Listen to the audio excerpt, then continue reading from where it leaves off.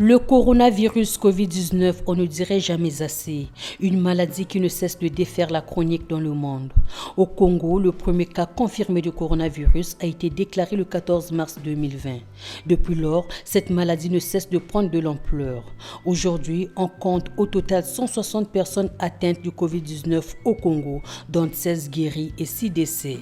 Pour s'enquérir de la situation, le Premier ministre, chef du gouvernement Clément Mwamba, accompagné de la ministre de la Santé, de la Population, de la Promotion de la Femme et de l'Intégration de la Femme au Développement Jacqueline Lydia Mikolo, a visité ce dimanche 19 avril 2020 les centres de prise en charge des patients. Premier centre visité, cellule du CHU de Brazzaville qui prend en charge des malades du Covid-19 qui ont des difficultés respiratoires. Le docteur Axel Alumba, médecin infectiologue, membre du comité national de prise en charge Covid-19 et coordonnateur technique du site de prise en charge du CHUB, explique. Nous avons actuellement au CHU 4 malades. Il s'agit de patients qui sont entrés avec des signes de difficulté à respirer et qui, avec les soins reçus jusque-là, le traitement instauré, se portent beaucoup mieux. Et aujourd'hui, ils n'ont plus de plainte. Nous avons 2 catégories de malades. Nous avons les patients qui sont positifs, qui n'ont pas de signes, pas de toux, pas de fièvre. Ceux-là sont référés à l'hôpital hôtel de la Concorde. Au niveau du CHU, comme à Léono, nous prenons des patients positifs qui ont des signes modérés et sévères. Pour ces malades-là, nous avons un traitement spécifique, donc le traitement qui est mis pour négativer le malade. Et puis nous avons le traitement adjuvant qui est mis pour soulager le malade de différentes plaintes. Et pour les patients très sévères, nous avons une petite unité de réanimation qui est mise en place, qui n'est pas fonctionnelle à 100% encore aujourd'hui, qui permettra de ventiler les patients qui eux-mêmes n'arrivent plus à respirer par leurs propres muscles respiratoires. Donc pour cette catégorie de malades-là, nous avons des soins qui sont dispensables, mais avec certaines réserves parce qu'il y a du matériel qui est commandé mais qui n'est pas encore arrivé et qui doit arriver incessamment pour qu'on soit à pleine capacité de prise en charge. Les respirateurs sont donc ce matériel-là qui permettra de prendre en charge les patients qui n'arrivent eux-mêmes plus à respirer parce que la capacité respiratoire est complètement diminuée. Mais ces respirateurs-là sont des machines. Pour fonctionner, il faut plusieurs éléments, parmi lesquels les filtres. À ces filtres-là, par exemple, on associe des drogues qui permettraient d'endormir le malade pour que la machine puisse fonctionner normalement. Donc ce genre de petits accessoires-là manquent, mais les respirateurs, eux, sont disponibles déjà. Après le CHU de Brazzaville, le Premier ministre a visité la clinique municipale Albert Léono, où les patients sont également pris en charge, dont une femme enceinte.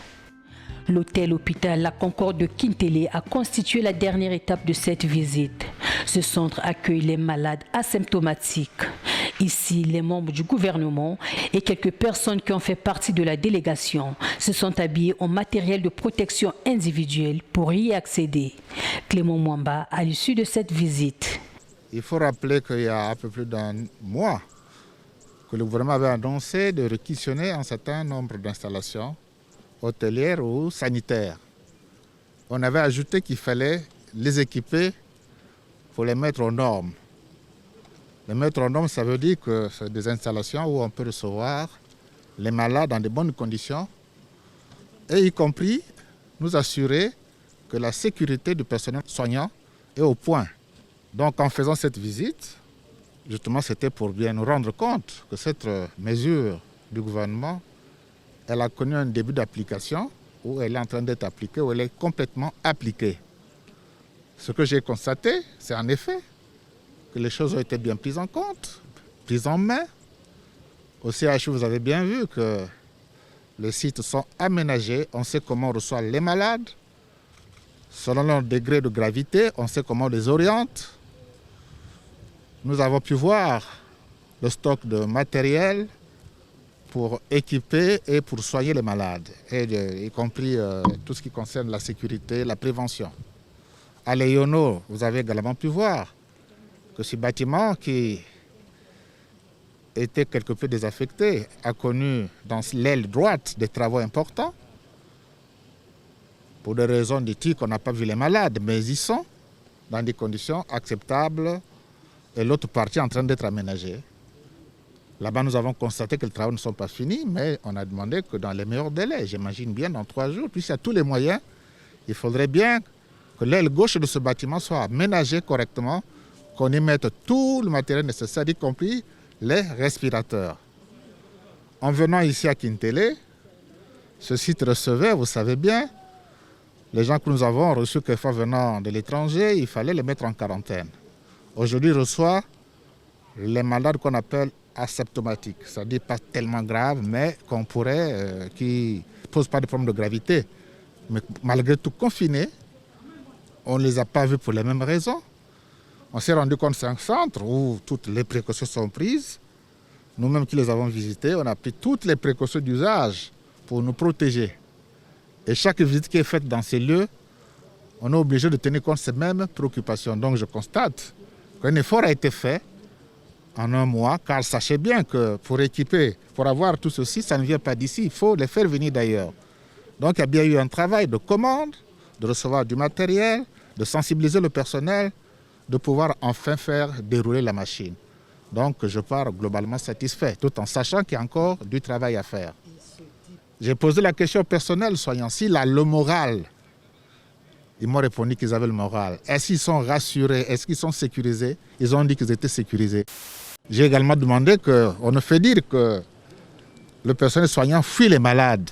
Je crois que de manière unanime, ils ont dit que c'est totalement grossier de penser ainsi, que c'est tout à fait des rumeurs folles qu'on lance dans l'opinion. Le personnel de santé, nous l'avons, sous l'autorité du chef de l'État, a été encouragé hier en Conseil des ministres. Tout en sachant que c'est un personnel qui est au combat, au front. Nous venons de perdre 2 médecins. Ce n'est pas peu, en moins d'un mois que nous sommes en train de lutter. Donc c'est une opération lourde où nous devrons être solidaires du personnel médical et le soutenir dans toutes les conditions. Donc la prise en charge des malades en réalité, je vous ai dit que c'est une opération qui est en train de se faire au fur et à mesure. Au fur et à mesure, on améliore. Au début, ce n'était pas toujours net, mais aujourd'hui, les choses sont, de mon point de vue, à un niveau qu'on peut considérer comme satisfaisant. Le Premier ministre, chef du gouvernement, appelle toute personne présentant des signes du Covid-19 à consulter le personnel de santé. Je lance un appel à tous qui ont des soupçons sur leur santé, mais d'avoir le courage d'aller vers les médecins et finalement aller dans les centres de santé, puisqu'ils seront réellement bien pris en charge. C'est une maladie, en réalité, lorsqu'elle est prise en charge dans les meilleurs délais. Les statistiques mondiales le disent, dans les meilleurs délais, le taux de mortalité ne dépasse pas 3 à 4%. Donc on guérit toujours, mais à condition que la maladie soit prise en charge très tôt. Ça concerne tous les Congolais, quel que soit leur rang, leur position sociale.